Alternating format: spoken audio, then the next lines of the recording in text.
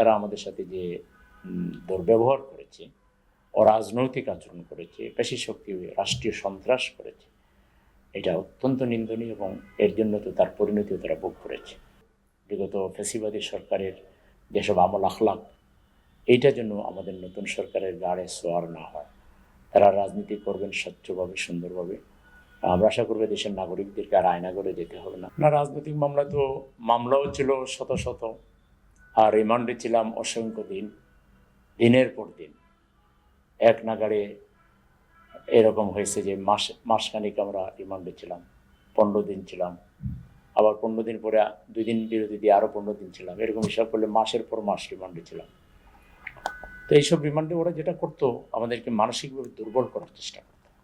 আমাদের উদ্দেশ্যে কিছু ডিরোগেটিভ ওয়ার্ড সেন্টেন্স ব্যবহার করতো, গালিগালাজ করতো, কিছু হেয় প্রতিপন্ন করতো। তাদের ধারণা যে এইসব করলে আমরা ভেঙে পড়বো, কিন্তু তারা জানে না যে আমরা যে আদর্শের জন্য কাজ করি, এখানে এসব গালিগালাজ মারপিট তো কোনো বিষয়ই না। জীবন চলে গেলেও আমাদের এখানে কোনো আপত্তি নাই, আমরা আল্লাহর প্রতিই জীবন দিতে চাই।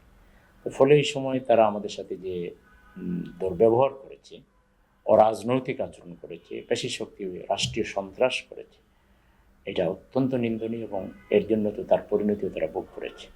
আমরা আশা করব বিগত ফ্যাসিবাদী সরকারের যেসব আমল আখলাক, এইটার জন্য আমাদের নতুন সরকারের গাড়ে সোয়ার না হয়।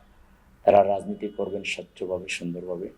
আমরা আশা করবো দেশের নাগরিকদেরকে আর আয়না করে যেতে হবে না, আর রিমান্ডে যেতে হবে না, আর কোনো টর্চারিংয়ের শিকার হতে হবে না। সুন্দর একটা রাজনীতি বাংলাদেশে চালু থাকবে, এটাই আমরা প্রত্যাশা করি। দেখেন, আমাদের লাইফটা তো আমরা স্টুডেন্ট লাইফ থেকেই একটা পরিকল্পিত লাইফের অভ্যাস করে তুলেছি। এটা আমাদের সংগঠন, ছাত্র সংগঠন শিবিরই আমাদেরকে শিখিয়েছে। রিপোর্ট রাখা, কোন কাজটা কোন সময় করবো, প্রতিদিনের পরিকল্পনা, সাপ্তাহিক পরিকল্পনা, পাক্ষিক, মাসিক এবং ইয়ারলি পরিকল্পনা। ফলে এটা শিডিউলের মধ্যে যাই। তো এই শিডিউলের মধ্যে পরিবারও থাকে। পরিবারকে কখন সময় দেব, কখন আমরা ছেলে মেয়েদের নিয়ে বেড়াইতে যাব, বা তাদেরকে কখন স্কুলে নিয়ে যাব, পরীক্ষার হলে নিয়ে যাব, এগুলো শিডিউলের মধ্যে ঢুকে আছে।